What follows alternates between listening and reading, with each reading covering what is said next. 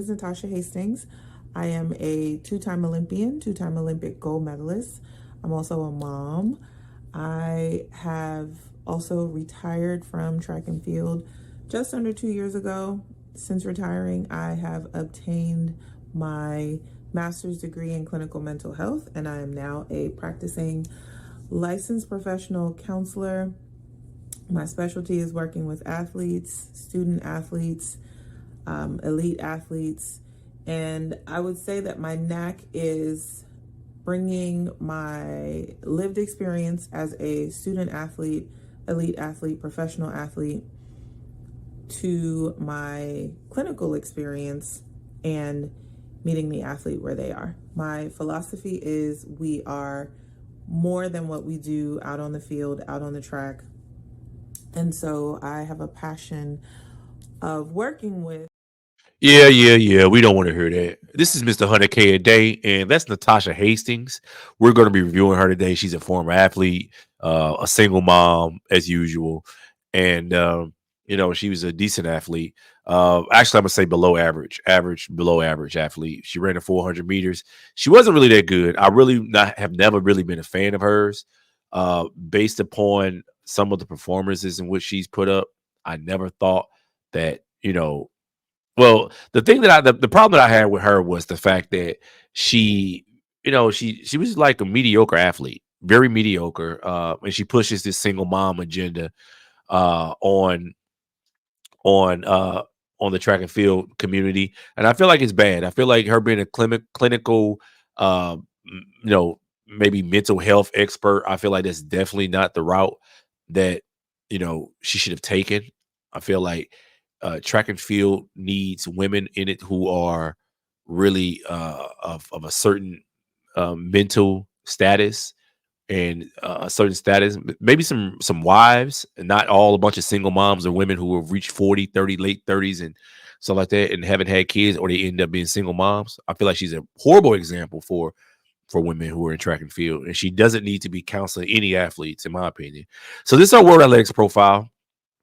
I said it multitude of times. She was never really that good, and I'm sticking to that. She's never really that good. It's she's a 5-time world champion, all relay merging, 2-time Olympic champion, all relay merging, all relays. She's never even medaled at any world championships or Olympics individually. And I feel like that's sad because a person could put 5-time Olympic champion, 5-time world championship person, and this is her world championship, her major championship performances. She ran, her best time came in the semifinals at the Olympics, and then she crashed and burned in the final. So here we are. She went to the Olympics in 2016 individually. In 2008, she went in the relay, but individually, 16 was her only time making an individual team. But she always went in the relays, and she has many world championships. Like she went in 07, 09, 11, 13, 15, 17. She has many world championship medals from the relay. Even when she went to the world championships individually in 2007, she didn't do very well. As you can see, for some reason, she has a tendency to run well in the semifinals. Then when the pressure's on in the finals, she fails. For example, right here, um, 2015, for example, she didn't even make it out of the semifinals. She ran 51.3. Oops, didn't mean to do that. She ran 51.3. Okay. Then in 2013, you see she runs 49.9 in the semifinal. Then in the final, she finds a way to make sure she's not on the podium the next day and runs 50.3 and get fourth. Okay. So in 2007, once again, what does she do?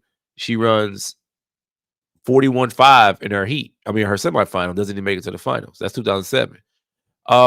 Yeah, she just has a major knack for just underperforming when it matters most. She performed well in the semifinal once again here at the Olympics. Look at this. 2016 at the Olympics, in the semifinal, she runs 49.9. Then the final comes, she runs 50.3.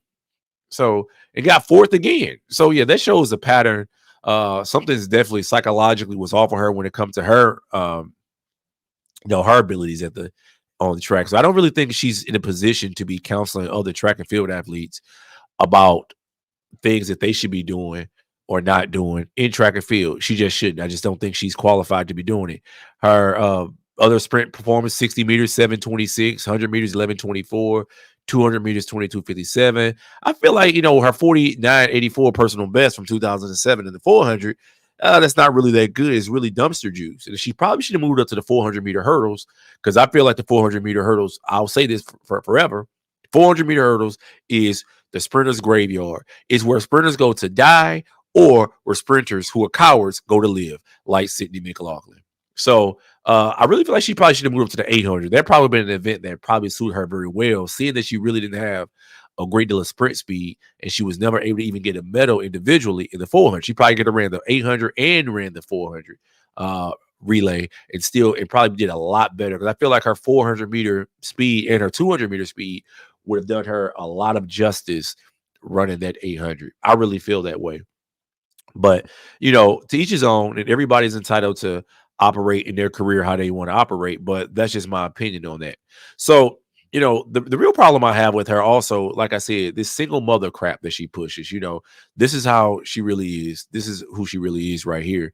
And one of the things that bother me is, her YouTube page, which she just reactivated, and she's pushing a lot of stuff on. She talks about a lot of things. And one of the things she talks about that bothers me the most is, her journey as far as like things that she's been through. And I feel like a lot of stuff is self-inflicted. These women, especially in track and field, the Barber twins, her, Lolo Jones, they represent all the women who made it to their late 30s, early 40s now in track and field. They've aged. And they're single moms. Not only are they single moms, they're not moms, or they're not even married. So I don't know. Just a lot of things that they talk about. It just seems like a lot of negative things that they really talk about and embrace. They're crying online. I've shown the videos of Lolo Jones crying online. It's like they're crying. It's a bunch of tears. They're 40 years old, still trying to pursue track and field careers that never materialized, even while they were in a prime. But here they are crying online, wanting sympathy from the track and field community, or whoever.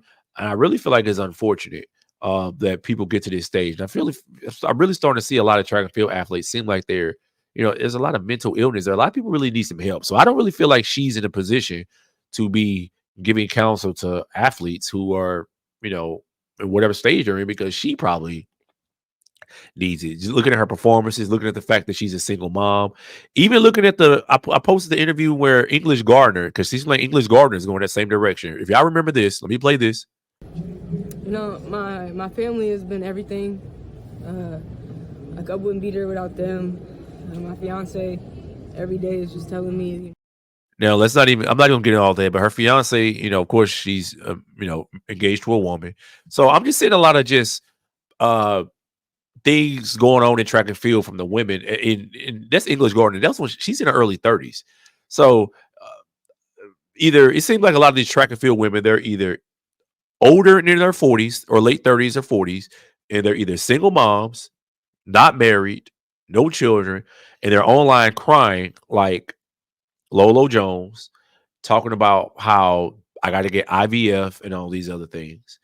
Or they're young and they sound like they're depressed in track and field. And I feel like Natasha Hastings represents probably the worst of that bunch because of the pattern in which she fell in. Like this right here is a video that she has on her YouTube page of Natasha Hastings 400-meter diva, where she talks about her birth story, and even she talking about like how she gave birth, and she talks about how basically her child's father was living out of town, and she ended up in a hospital, basically going to labor. She was alone. He was in Pittsburgh. This is her giving birth. This was like a horrible, horrible story. I feel like a woman, if you're giving birth, you want to have your husband there, you want to have your man there, even if you're not even married. Your child's father's supposed to be there holding your hand all the way through, not living out of town. When you have contractions, you want the man that you decide to lay down with and have a baby with. That's who you want there with you, holding your hand, not some sister, not some cousin. You want that person there with you who's supposed to be there supporting you, the person you decide to procreate with. And I feel like her story in track and field is a horrible one. I hope that other women look at her as an example of something not to follow. A horrible example for Black women in track and field. And I hope that people look at her example and make a decision that, they're going to pursue things that actually matter in life. And then when they get to the point in life where they feel like that they want to reach back, they can reach back and provide good examples, not reach back and provide examples of mediocrity or even failure, or reach back and then try to counsel people on things that they were never even good at, or things that they should have, that they need to resolve in their own lives. I think it's unfortunate. So, yeah, that's my thing on Natasha Hastings. And I hope that people who look at her example look at her as a what not to do, what not to follow, because she was, like I said, she was never a good athlete to begin with. She was never a good athlete, and I feel like her energies and everything that she's trying to contribute to the sport can be used elsewhere, and it can probably be used, in spending that energy towards her son and making sure that other women like her don't end up being a single mom like she ended up being, and running the men off, or not even being in a stable relationship when she even brings children to this world. Because we know what these boys turn into. I feel like, and the statistics say, you know, especially the black community, a lot of these young black kids, young black boys like myself, you know, we drive the incarceration rate. We drive a lot of these things, these numbers, a lot of the negative statistics out there, because we raised by single women, by single moms. Um, we raised by women who uh, really isolate the men out of their life, and they want to become super moms, and these super women who really don't have a man, and the kids don't have an influence in their life, the proper male influence in their life. So that's how I look at that. Tell me what y'all think in the comments. Tell me if you guys think Natasha Hastings was a hell of an athlete. I don't think she was, but check her. You can always check her YouTube channel out. It is Natasha Hastings 400-meter diva, and let me know what y'all think. Catch y'all later. Peace.